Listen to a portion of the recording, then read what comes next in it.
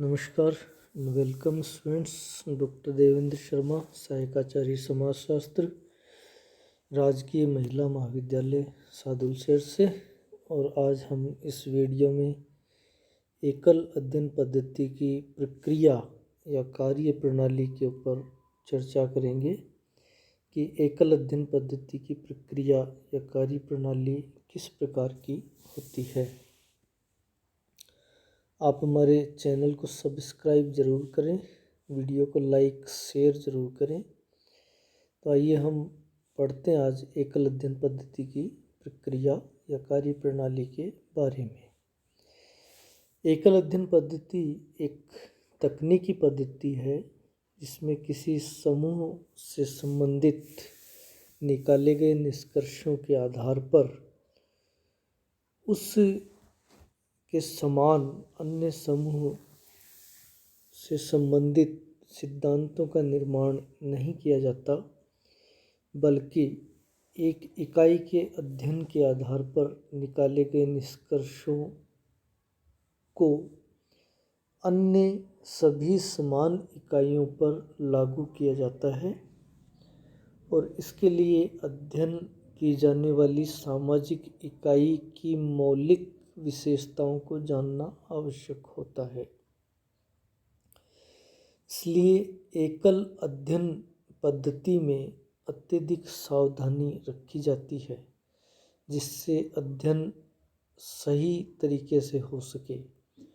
एकल अध्ययन पद्धति को कुछ निश्चित चरणों में पूर्ण किया जाता है। ये निश्चित चरण कौन से हैं इसके बारे में हम बात करेंगे। सबसे पहला चरण इसमें है समस्या का विवेचन। इसमें चुनी हुई इकाइयों या समस्या के सभी पक्षों का गहन विवेचन किया जाता है। उसके पश्चात समस्या या इकाई से संबंधित पूर्व और वर्तमान सभी तथ्यों को एकत्रित किया जाता है। समस्या का जो विवेचन है वो भी निश्चित चरणों में पूर्ण किया जाता है। वे चरण कौन से हैं उसके बारे में यदि हम देखें तो सबसे पहला चरण है समस्या का चुनाव। समस्या के विवेचन के अंतर्गत सबसे पहले अध्ययन की जाने वाली किसी व्यक्तिगत विषय को निर्धारित किया जाता है। इसके निर्धारण में सावधानी रखी जाती है कि उससे संबंधित सभी प्रकार के तथ्य हमें प्राप्त हो सके।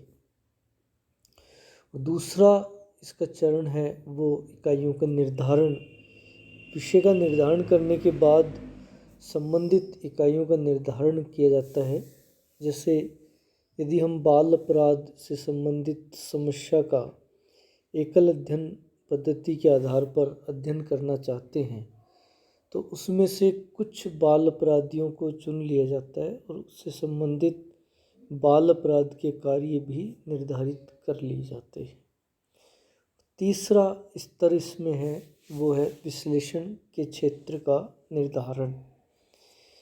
इस चरण में यह निर्धारित किया जाता है कि जहाँ पे इकाइयों का अध्ययन करना है वह जगह कौन सी होगी। जैसे बाल अपराध यदि हम अध्ययन करना चाहते हैं इकाइयों का तो बाल अपराध होने वाले जो स्थान है वो बस स्टैंड हो सकता है, रेलवे प्लेटफॉर्म या नशीली दवाओं के लेने के अड्डे या जो वेश्यालय हैं ये चुने जा सकते हैं स्थान जहाँ पे बाल अपराध पाए जाने की पूर्ण संभावना होती है।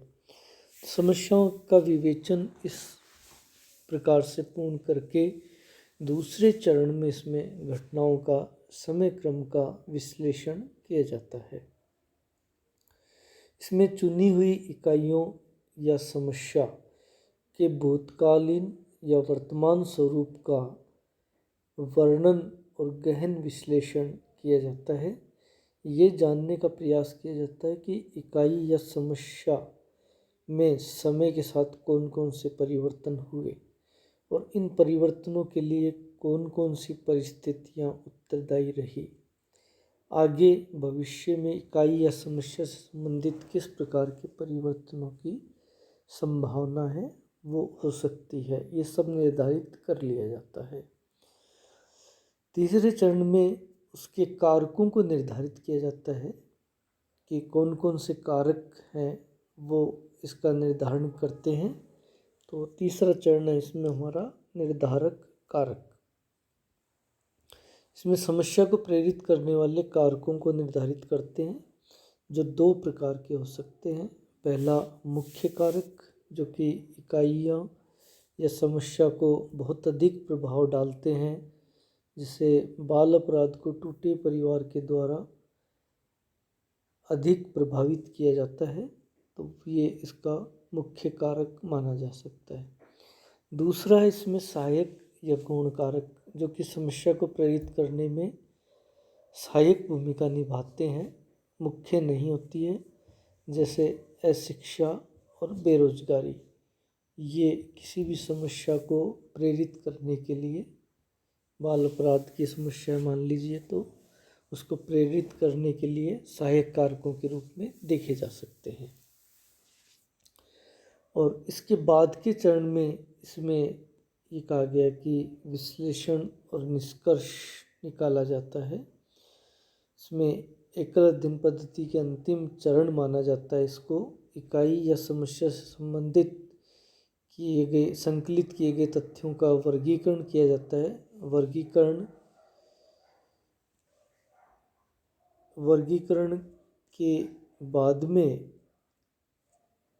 इसमें उपरोक्त तथ्यों का विश्लेषण करते हैं, जिसके आधार पर सामान्य निष्कर्ष निकाल लिए जाते हैं।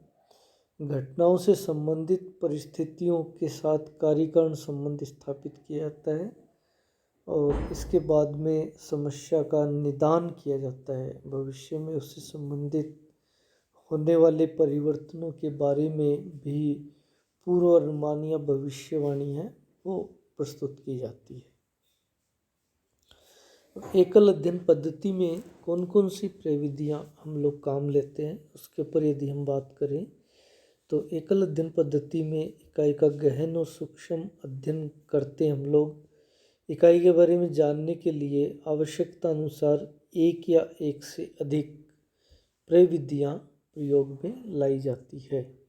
सामान्यतः अध्ययन में तथ्य एकत्रित करने के प्राथमिक और द्वितीयक स्रोत प्रयोग में लाए जाते हैं।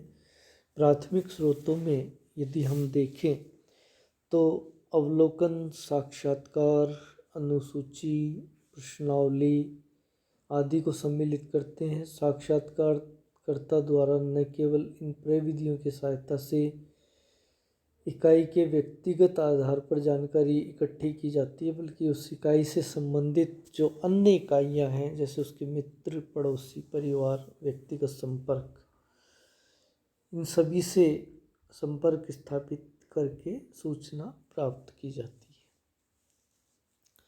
द्वितीयक स्रोत में इन स्रोतों को निर्धारित करते हैं पत्र, डायरी, संस्मरण, जीवन इतिहास, प्रतिवेदन, रिपोर्ट, पांडुलिपियाँ, रिकॉर्ड आदि। ये द्वितीयक स्रोत शामिल होते हैं। इकाई से संबंधित प्रत्यक्ष और अप्रत्यक्ष दोनों रूपों में इन स्रोतों से जानकारी है वो प्राप्त की जाती है और इस प्रकार से इकाई के बारे में गहन और सूक्ष्म नवीन सूचनाएं